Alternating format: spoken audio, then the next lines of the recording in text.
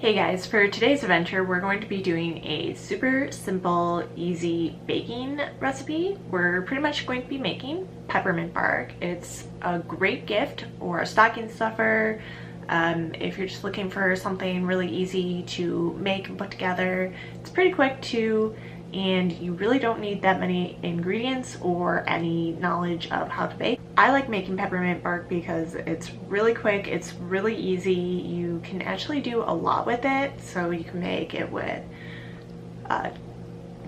different kinds of chocolate. So if somebody likes dark chocolate, white chocolate, regular chocolate, you can do a combination. You can do it in different various shapes, so it's really versatile, which is nice. You just pretty much need a couple of very simple ingredients. So let's get started. Okay, so you pretty much need chocolate. So I have regular chocolate and then white chocolate because I'm a big fan of white chocolate. And then I have this little easy to throw away so I don't have to do much cleaning container just to melt the chocolate in. And then most important of all, you have to have your candy cane. You can find like regular crushed peppermint, but I wasn't able to find any this year, so I just got some candy canes. And then I've got a mortar and pestle, so I'm just going to crush it up by myself, and then you sprinkle that onto the chocolate.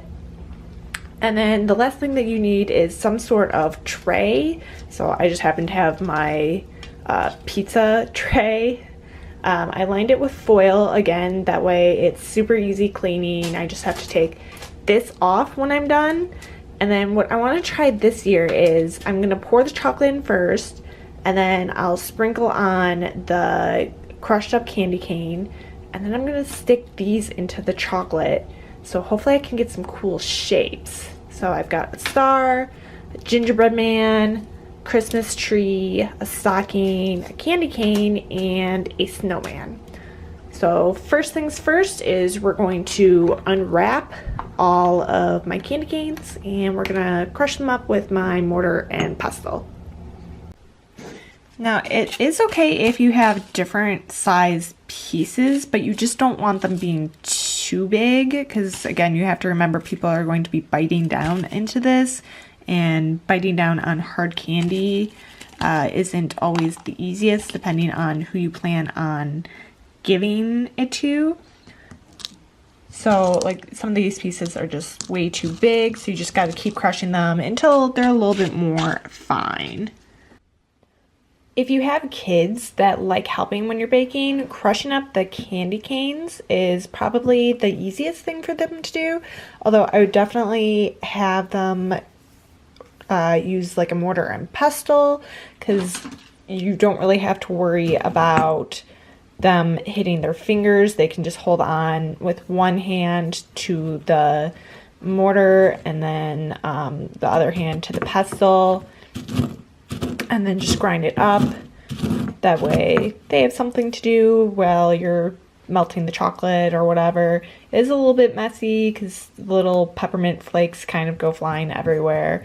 So I think I have enough for right now, at least to get me through maybe my first batch or two. So I still do have a bunch of candy canes left that I will probably use for a later batch, probably while the first batch is cooling down, then I can crush these. But for now, I want to get moving on to melting some chocolate and getting things rolling. So you do want to use compound chocolate because when you heat it up and then it cools back down to room temperature, it will actually solidify. If you don't use compound chocolate, then it just kind of stays soupy. So when you're melting down the chocolate, you can just put it in your microwave for 30-second bursts at a time, and in between each burst you just want to stir it. Unfortunately, my microwave decided to start making these really weird noises, kind of like the sound of if you accidentally ever put like tin foil into your microwave, it was just like making these weird lights and these weird noises. So I had to melt my chocolate over the stove. You can always do that as well. I just wasn't planning on doing that because that requires a little bit more cleanup from my part. So after melting my chocolate down, I poured it into my lined tin, and now I'm just sprinkling on the peppermint. And you just want to try and get an even coverage as much as you can. Now I'm probably just going to be making 2 batches because this is all of the milk chocolate that I had. So then I just have white chocolate, but I think that should be plenty. So I'm probably not going to have to worry about crushing up any more peppermint. So I can include those into various stockings as stocking stuffers or give them to coworkers. The nice thing about making peppermint bark is that it really stays good for a long time, so you can make it really early in the season. You don't have to worry about it going bad because it's pretty much just candy. Okay, so that's pretty good for the amount of peppermint that I want. So I'm just gonna give the tin a little bit of a shake, and that just kind of helps get the peppermint glued in to the chocolate. I'm just going to take my little Christmas cookie cutters and I'm just gonna stick them and press down, and hopefully that works.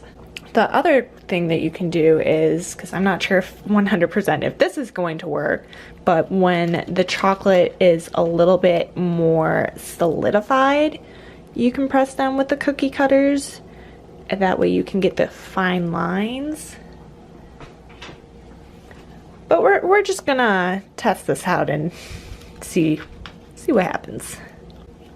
So I'll have some cool looking shapes, and then the parts that aren't in the cookie cutter I can just break up into small pieces and include those in as well. Okay, so now that I have all of my shapes, because I'm not patient, I'm actually gonna stick this in my freezer for a couple of minutes, and then hopefully I can break everything apart. And if the cookie cutters don't work, then we'll just break everything up into small pieces. So it's going to be okay no matter what. So my white chocolate is all melted. I added the peppermint on top and placed in my cookie cutters. So now I just have to put it in the freezer for a couple of minutes, let it set, and then break everything apart, and then I'm done, which is great. This really was super easy. All in all, it's probably taken me less than an hour, and that's combined with crushing up the peppermint and cleaning and letting this sit. I gotta say, I really like how the red from the peppermint just really stands out against the white. I like it a little bit better than how it stands out against the milk chocolate, but that's just me. And one thing that you can do, that I've done in the past, is you can actually layer the chocolate. So you could have like a white base and then a milk chocolate on top, or you can like swirl it. So you can do a lot of things. This year I just decided to kind of do milk chocolate by itself and white chocolate by itself. But really, you can do so much with this quick and easy holiday recipe. So I'll check back with you guys when this is all set. So just to show you guys, this is just fresh out of my freezer. I kind of peeled back the foil a little bit, and then pretty much you just press down and then break away the pieces around the cookie cutter. That way the cookie cutter stays in place. So when a piece actually comes free and it's just still left in the cookie cutter shape, you just have to press down gently on it until it's free.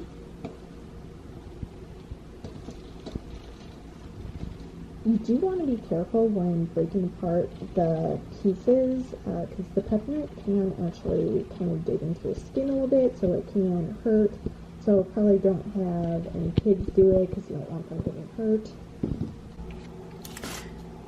So some of my pieces didn't quite come out as good, like my snowman, he's kind of wonky, and the Christmas tree is a little bit weird. Snowman, I think I'm just gonna break him into smaller pieces, whereas with my Christmas tree, I can take like a hot knife and kind of just create some indentations to match this side, because this side's kind of just flat. And then the other thing that happened is when I was taking my candy cane apart, it actually broke. But what I can do is I can just melt this side just against like a hot pan, and then pretty much I would just glue it back together with that piece. But everything else came out pretty good, so I'm pretty excited. They look really cool. I really like the star, especially again with that contrast just of the red against the white. I think it's really pretty. Now, as much as I like making peppermint bark, I do not like peppermint. So I'm not gonna try any, but Mitch is coming over later after he gets off of work, so I'm gonna surprise him with some. Thank you guys so much for watching. Remember, adventure is out there. Bye.